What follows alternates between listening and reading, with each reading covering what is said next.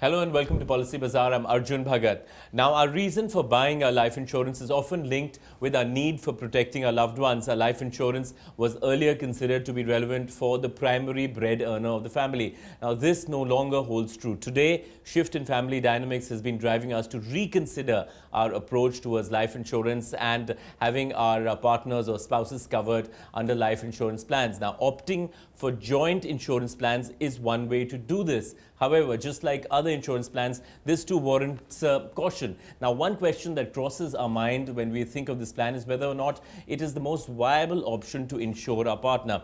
To help answer these and understand the concept of joint life insurance, we have with us Yashish Dhaya, CEO and co-founder of PolicyBazaar. Welcome to the show, Yashish. Now, what is a joint insurance? I mean, explain that for our viewers, please. Sure.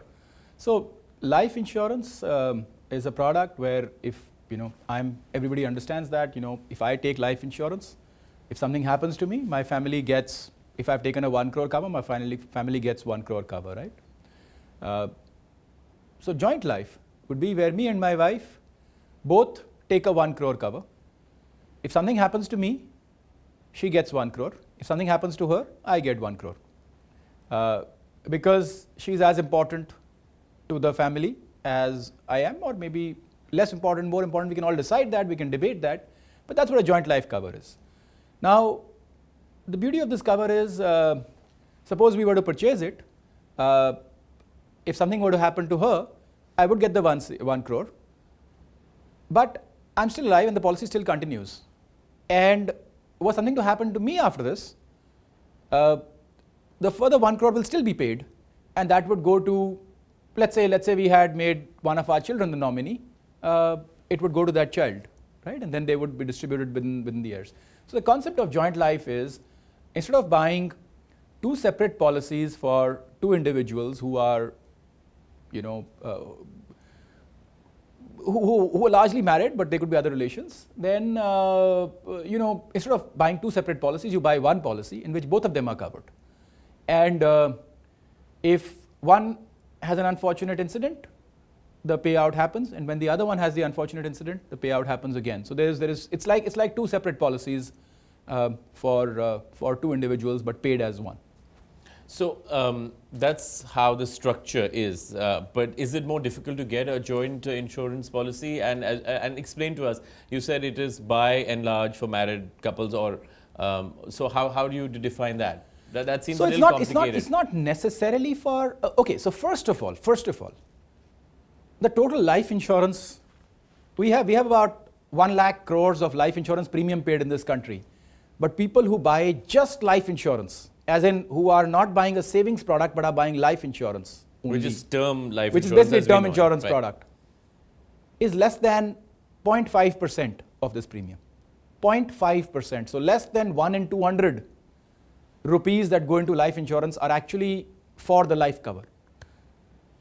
So now within that, for us to start talking about joint life insurance, so joint life insurance will be 0.5% of life insurance of what we spoke about. So it will be so small.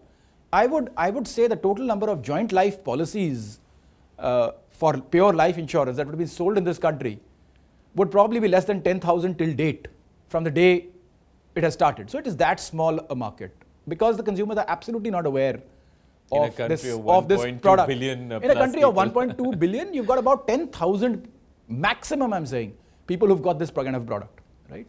So it's a very early stage concept. There are very few products available in the market that have a cover like this. But you asked an important question. Can only husband-wife be covered by this? No. You could have husband-wife. And of course, it depends on products. Some products have been created just for husband-wife. You could have parent-child. You could have 2 business partners. So, you could be getting into a business where an investor is investing, let's say, 20 crore rupees, and they may insist that you go in for a 20 crore joint life cover. Now, what that means is the 2 partners, let's say 2 founders of a startup, would have a 20 crore cover each. Because if anything were to happen to any one of them, the 20 crore is available. Because that's the risk that they are carrying, right? So it could be business partners, it could be relatives, it could be spouses.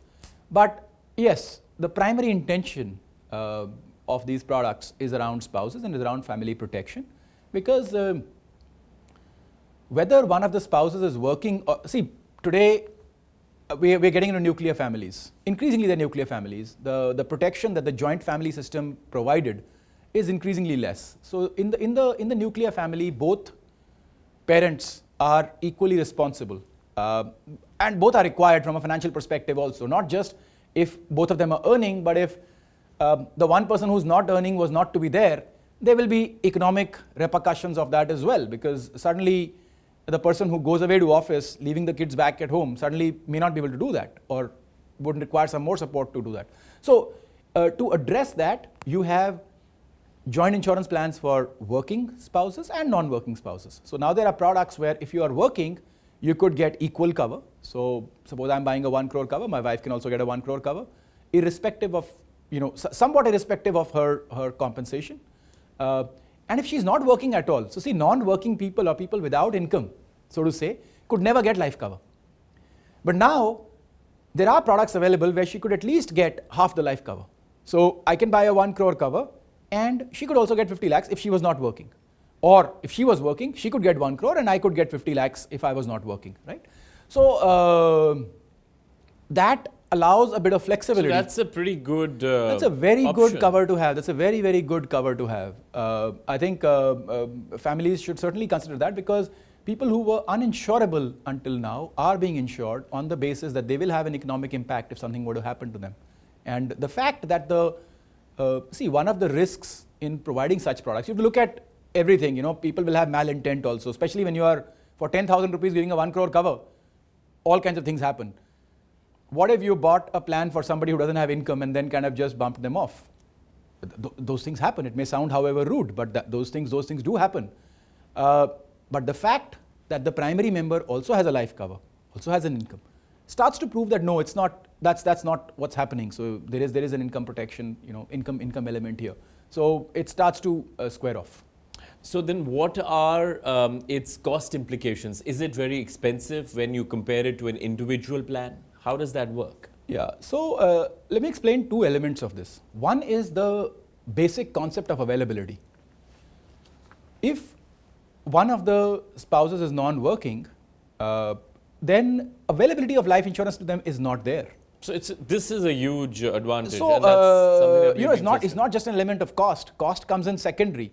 So let's say a 35-year-old male is not working or doesn't have any income, commercial income, right?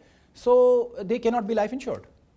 Now, if their spouse is working and she's getting a 1 crore cover, they can get a 50 lakh cover just because of that.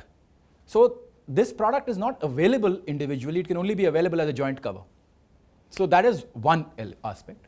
The second aspect is that of cost.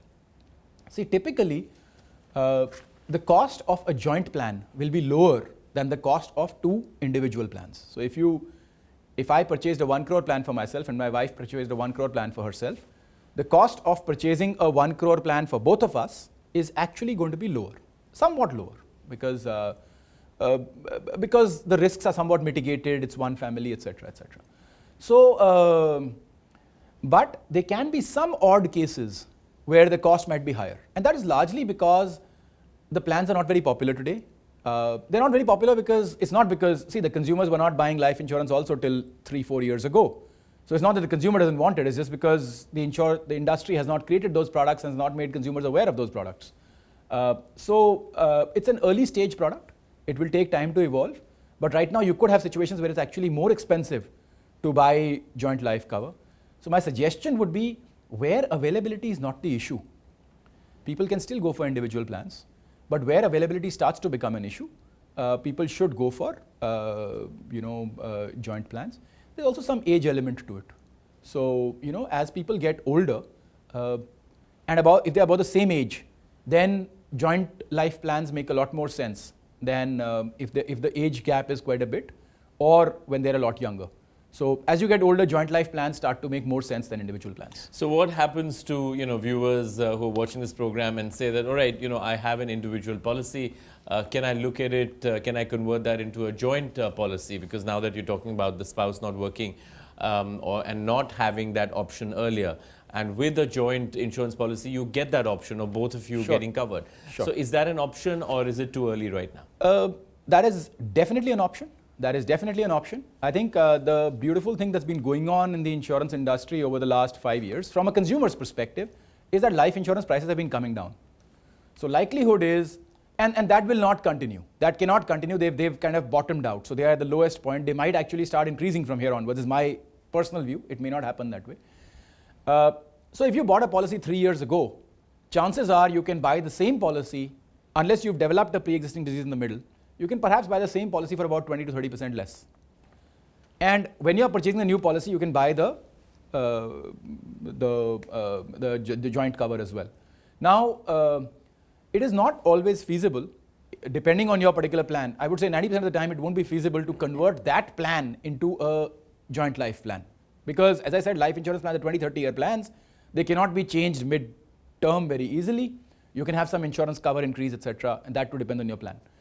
But for them to purchase a new plan is absolutely viable, and the joint life plans are available.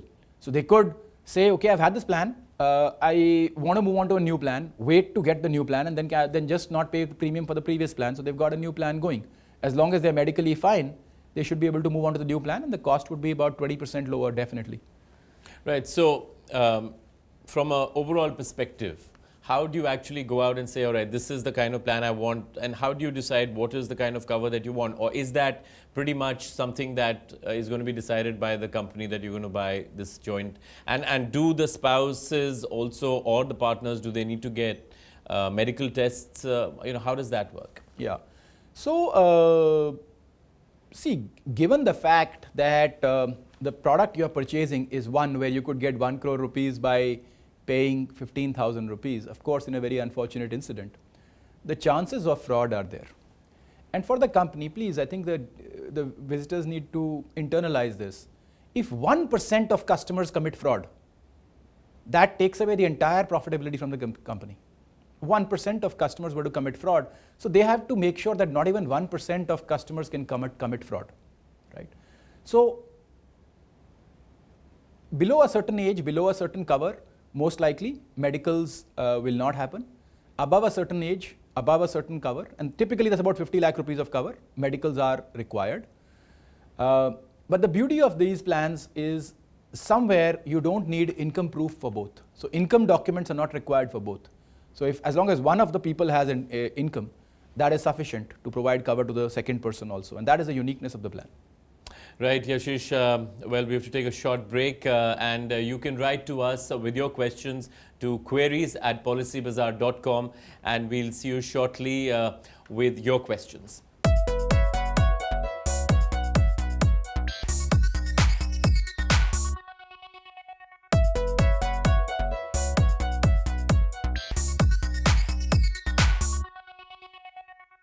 Welcome back to Policy Bazaar. I'm Arjun Bhagat, and with me is Yashish Daya. Yashish, we've been talking about joint insurance plans.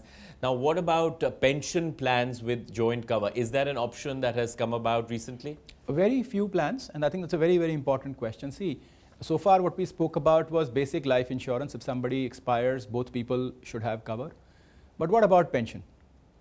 My father was in the army, so the way the pension there works is, as long as he's alive, they get a certain amount of pension. But if he's not there, my mother will get about half of that pension or some percentage of that pension for as long as she lives. And that's necessary, because just because he's not there does not mean she's not there. And women sometimes are going to live longer because they are usually younger by about 5 years, and their life expectancy is higher by about 10 years. So chances are they might outlive the husband by about 5 to 15 years. On average, not for everybody, but that is the likelihood. So one of the most important products when buying pension, and one of the most important features when buying pension, is to make sure that joint life coverage is there. Because otherwise what will happen is it only provides pension till the point that individual is alive. When that individual is not there, and one of the reasons people buy this pension is to make sure that their spouses have precisely that monetary benefit for as long as they live. Because that's what the pension is for. Not that they expire and the wife suddenly has no money left, or the other way around. So Max Life has this product where for a little bit cost extra. You have to pay a little bit cost extra because, of course, the chances are. So that comes as an option or It's an as option. a rider? It's an option. It's an optional. It's an option, obviously, because what So if it's the a person? rider. It's like a rider. It's like a rider. Yes, absolutely. It's like a rider. So it's joint life is a rider. But if you purchase the joint life benefit, and I find it very difficult because even when you have salespeople, sometimes the salespeople are so young they're not able to explain this concept to consumers. But I think it's the most important concept in pension. Whenever I have spoken to individuals, like when I speak to my father, he's really not worried about himself. He's more worried what would happen to my wife or what would happen to my mother once he's not around. Of course, we've been doing this show for some time. This is the first time that somebody's actually explained this, Yeah, so maybe that's kind of important. that's kind of my fault. But I think this is the most important piece, and there's only 2 products I think in the entire market that cover this facet. Because again, insurance as a product, nobody really explains. Nobody really I don't want to be so rude to everybody. There are 3 million agents out there who are really trying to explain. But the reality is, if you ask customers what they bought, they really don't know what they have purchased. I've met so many people. So apart from that, the option is not really there. The option is there, the best of my knowledge, with 2 products, one from LIC, one from Max Life. And what this option does is, if you're purchasing a pension plan for a little bit cost extra, maybe you pay 0.5% per year or something extra, you get the coverage for your wife as well. So as long as any one of you lives, that payout will continue. So that just makes it so much better. So let me be the devil's advocate on this particular point that you've raised.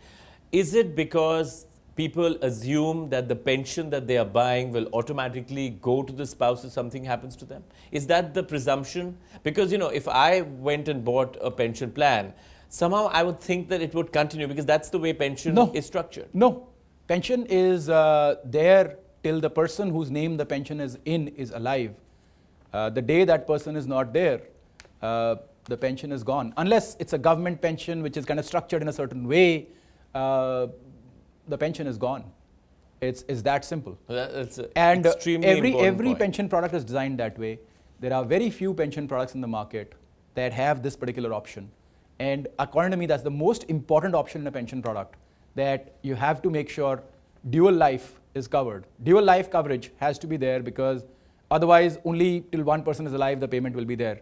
And one has to make sure that dual life is checked. And I'm explaining there is a cost to it. It is not free. So, we as a consumer are also becoming somewhat, insensitive. Everybody has to, because, see, one of the people is going to expire within maybe 15 years of pension. I'm talking generic, basis what data we have. 65 years people buy it, 75, 10 years they're going to pay for something. If the woman is also there, this is probably going to become a 20-year payout, probably a 25-year payout. So there will be a certain cost attached to it. Now we have to understand that. It won't be at the same price. So if you start comparing this product with another product, you will say, oh, this is more expensive, I don't want to take it. Of course it's more expensive, but it's got the benefit. It covers 2 lives. Yeah, right. Absolutely. Right. So with that, we're going to take your questions. We've got Chandrabhan Singh, and he wants to buy a health insurance policy for his mother, who's 52 years old. She has no pre-existing diseases. He's keen on buying either from Apollo Munich Optima Restore or HDFC Life Health Assure, and he asks for your suggestions, Yashish. I usually do not give suggestions on one company versus the other. But what should he keep in mind overall? I think he can go to any of the companies. Yeah, and I'm also kind of aware here. One is a life insurance company, one is a health insurance company, so they have somewhat different products. See, the most important thing that, first of all, she's 62. She's very lucky not to have pre-existing diseases. She's got lots of options. She can purchase any one of these plans, and she would, in my view, get the plan. Of course, she'll have to undergo medicals, but she will get the plan. I'm not going to comment on one company versus the other because that's just being unfair to one company. But overall, I would suggest go for a plan which has lifelong continuity. Go for a plan which allows for some bit of escalation because your mother may live another 20-25 years. And in 20-25 years, if you're buying a 5 lakh cover today, the coverage may be, you may require at some point maybe 20 lakhs, 25 lakhs. So have some escalation ability built into it. Go for a plan that does not charge you for claims. So, claims don't have deduction on it. So I think you'll, once you go through the features, you'll get a direction of which plan I'm suggesting. But I think make your decision basis that kind of information. Right, we've got Smita, and she asks, what are the risks associated with porting health insurance plans after making a health insurance claim? I think the risk associated is that you apply for porting, you do not get porting, and you do not continue your existing policy, and you're suddenly left without a policy. That is the biggest risk. And I've seen a few customers fall into that trap. Of all the port requests that we get, we are able to port about half. So about half the people manage to port and about half the people are unable to port. Insurance companies are very wary of taking on porting cases. The reason is most people want to port after a claims experience. And at that time, they start to become a serious risk. And you can imagine, right? So you suddenly become not a risk, but a definite cost. And so the insurance company is kind of wary taking that on, right? So, so I think the biggest risk is make sure that your premium is paid on time for the previous policy. So that just in case the porting does not happen, you have to just make sure your policy does not lapse. Because if it lapses, there's a chance that the previous company also doesn't want you around because you become a cost for them. And that's unfair of the previous company, according to me. But companies really don't want you around when you become a definite cost. Right, we've got Surya Kumari, who's 60 years old and has to take a travel insurance plan before applying for a Schengen visa. She suffers from cardiac ailments and diabetes and asks, would this impact the possibility of getting her covered by a travel insurer? No, she will be able to get a travel insurance. She has to make sure that when she purchases a plan which includes pre-existing diseases without exclusions. And she should shop around a bit. Because not every plan includes pre-existing diseases, and not every plan will give her a policy without exclusions. With exclusions, she will certainly get a policy, and without pre-existing diseases, she will get a policy very easily because it doesn't matter because all her pre-existing diseases will not be covered. So she has to buy a plan which includes pre-existing diseases and which does not have exclusions, and she has to be clear in her mind that she's not going there to get some surgery, etc. done, but in case something happens, untoward happens, she has to be able to handle that emergency, and the cost of that is coming from the insurance company. Thank you, Yashish. That's all the time that we have on this show. But last week we asked you a question, what happens when you surrender your policy? And the correct answer is it gets cancelled, of course. And Pooja Jain, congratulations for the right answer. This week's question is a group life policy provided by your employer will stay in effect if you leave your job. Is that true or false? You can send in your correct answers at queries@policybazaar.com, and we'll see you with another episode next time. Goodbye.